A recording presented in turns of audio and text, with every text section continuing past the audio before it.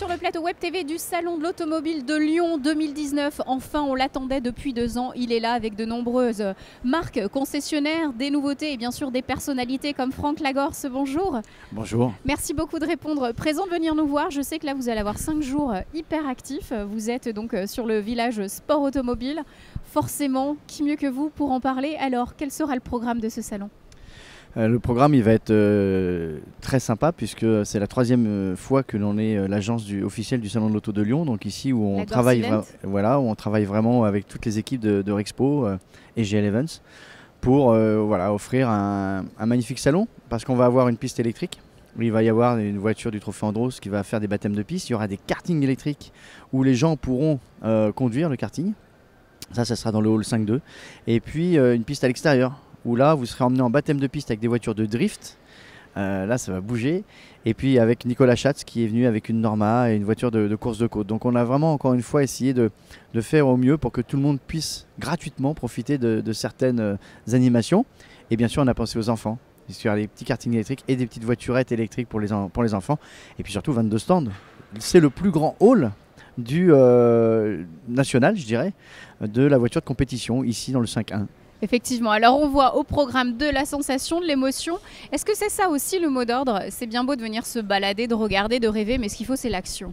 Il faut faire. Oui. Alors parlez-moi un peu de ces tests, comment ça se passe? On peut faire un tour en quoi, 5 minutes, 10 minutes, et surtout de l'électrique, c'est assez étonnant. De toute façon, les constructeurs l'ont bien compris. Je pense que quand l'on soit dans le village du sport automobile ou dans le hall 4 où il y a tous les constructeurs, tout le monde y va. Alors après, effectivement, je pense que ça peut plaire ou pas plaire. Mais de toute façon c'est incontournable, donc voilà. Et puis je pense aussi que c'est un mode de génération, c'est à dire que nos enfants, nous petits, on voulait du bruit, mais nos enfants dans une dizaine d'années ils seront habitués à pas avoir de bruit. Ça leur empêchera pas qu'il y aura toujours du sport, du spectacle, de la passion, de la vitesse et de l'émotion. Donc voilà, il faut faire cette passation, on va dire. Mais pour moi c'est de toute façon quelque chose qui est une évidence. Ça fait 15 ans maintenant que je développe des nouvelles technologies et on s'en rend compte, tout le monde y vient. Voilà, c'est comme ça, il ne faut pas que ça soit malheureux. Même si le bruit c'est l'ADN du sport automobile. Il ne faut pas qu'on soit malheureux, il y a une page qui se tourne. Et je pense que le mieux justement c'est de rester positif. Effectivement, et toujours d'en profiter avec les mêmes sensations, même si on a envie du bruit et de la saleté. L'automobile aujourd'hui se renouvelle. Également au niveau des rendez-vous qui sont sportifs, on parlait du Trophée Andros. Là aussi, bon, réchauffement climatique, des fois il y a moins de neige ou pas, mais il y a toujours les mêmes sensations, les mêmes rendez-vous. Et on passe à l'électrique. Donc ça veut dire qu'aujourd'hui, ce secteur du sport automobile est capable de changer, ou est-ce qu'il fait de la résistance ou non? Maintenant, c'est complètement acquis.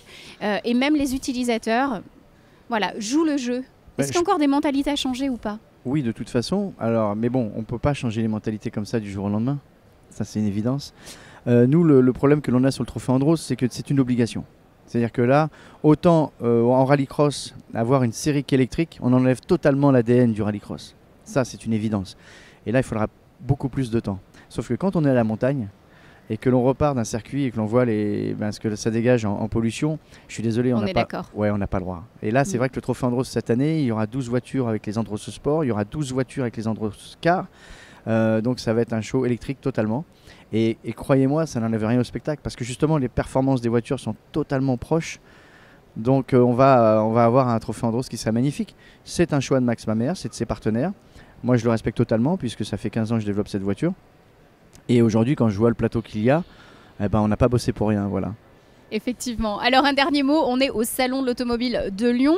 Franck, vous êtes plutôt allé dénicher la petite voiture vintage qui date un peu mais qui a un modèle unique, ou alors je veux aller voir le dernier concept car, vous êtes plus vers l'innovation. C'est quoi votre voiture coup de cœur? Ma voiture coup de cœur, c'est vrai qu'il y a des choses que quand on arrive et qu'on voit la DS qui est ici, effectivement, ça bouscule les codes. Et ça, c'est toujours l'ADN de DS, cette marque qui se renouvelle et qui lance des magnifiques choses. Donc voilà, moi j'ai pas de ce véhicule derrière vous électrique pour emmener les gens. Vous intrigue, effectivement. Ces navettes sans chauffeur électrique. Ici, tout est assez impressionnant. Et voilà, j'ai pas de modèle plus l'un que l'autre. Je suis assez curieux. Impossible de choisir le jouet. Non, je sais pas avec quoi je vais pouvoir vous emmener au restaurant ce soir, mais en tout cas, on va essayer d'en trouver. On va essayer d'en trouver. Mais une chose est sûre, c'est que j'ai pas de jouet favori. Ok, en tout cas, on sait qu'elle sera électrique. Merci beaucoup, Franck Lagorce. Passez un très bon salon et surtout à fond profiter pleinement. Merci beaucoup.